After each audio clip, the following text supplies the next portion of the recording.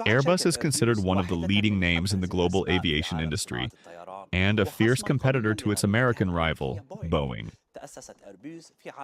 Founded in 1970 and headquartered in Toulouse, France, Airbus operates manufacturing plants and engineering centers across several European countries, most notably France, Germany, and Spain. Here at the Paris Air Show, Airbus has announced major deals with airlines in the Middle East, including Riyadh Air, Saudia, Flynas, and others. To discuss this topic further, we are joined by Mr. Wouter van Wersch, Head of International Affairs at Airbus, to learn more about the company's priorities and the strategic partnerships it is currently developing in our region. Welcome, Wouter. Hello, Lee. We will begin the interview with the recent developments unfolding in the region and the Middle East, particularly the escalating situation between Iran and Israel. Does the political situation in the Middle East, particularly the war between Iran and Israel, affect you directly or indirectly? It's still a bit early to speak definitively on the matter, but it's clear that this region is extremely important to us. As you know, we have a strong presence here, particularly in the Kingdom of Saudi Arabia. We've been operating there for more than 40 years, with around 400 employees, 40% of whom are local staff. And we've witnessed tremendous growth. We have a strong partnership, and the Vision 2030 launched by His Royal Highness is truly remarkable. At Airbus, we genuinely want to contribute to it. As you may have seen during the air show this week, we dedicated Monday as Saudi Arabia Day, and it was filled with exciting announcements. Yes, the political situation is complex, especially geopolitically due to ongoing conflicts, but we must learn to live with it, and we continue to strongly believe in the importance of this region. What are the most significant contracts signed recently with airlines in the Middle East? And are there any new agreements expected in the near future?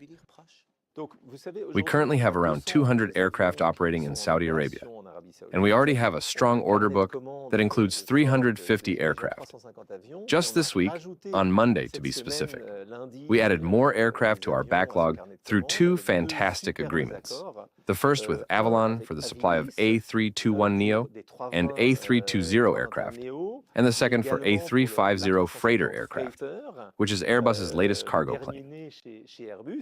In addition, Riyadh Air announced a new order for 50 A350-1000 aircraft.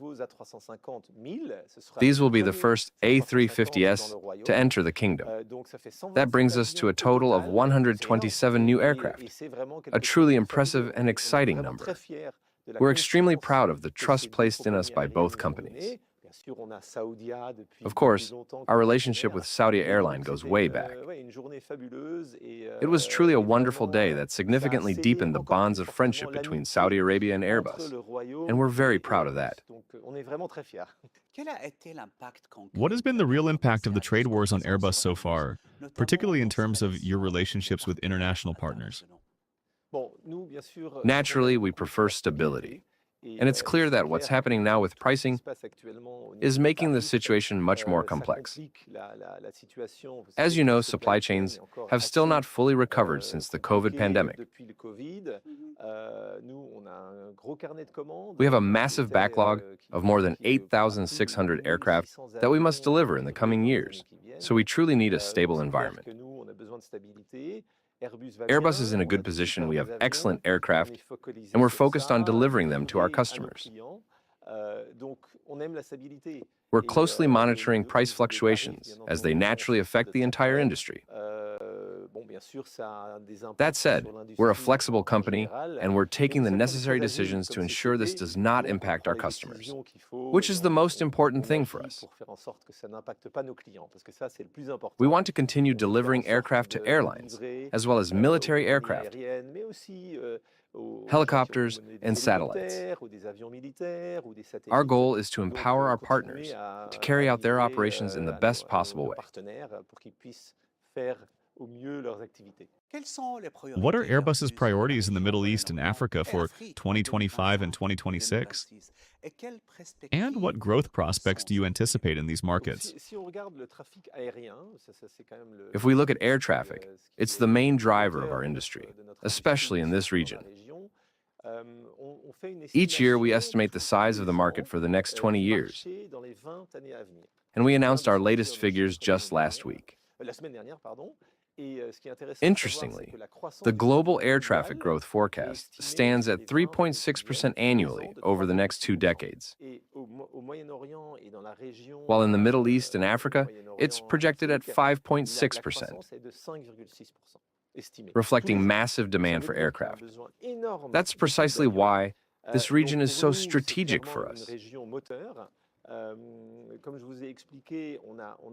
As I mentioned earlier, we have a strong presence here, and Saudi Arabia's vision, backed by the Public Investment Fund, offers us tremendous opportunities. We aim to enhance our local capabilities in the commercial aviation sector, and we also see promising opportunities in defense. Saudi Arabia, for example, has the second largest MRTT fleet after Europe. We also believe the A400M military transport aircraft would be a great fit for the kingdom. Additionally, there are more than 100 helicopters currently operating in the country. Our ambition is to manufacture the first made in Saudi Arabia H145 helicopter in partnership with the local ecosystem to serve both the kingdom and the broader region. We have great confidence in the capabilities of the local human capital and are looking forward to further collaboration to achieve this remarkable growth. What strategic partnerships is Airbus currently developing in the region? Are there any notable industrial or technological collaborations underway?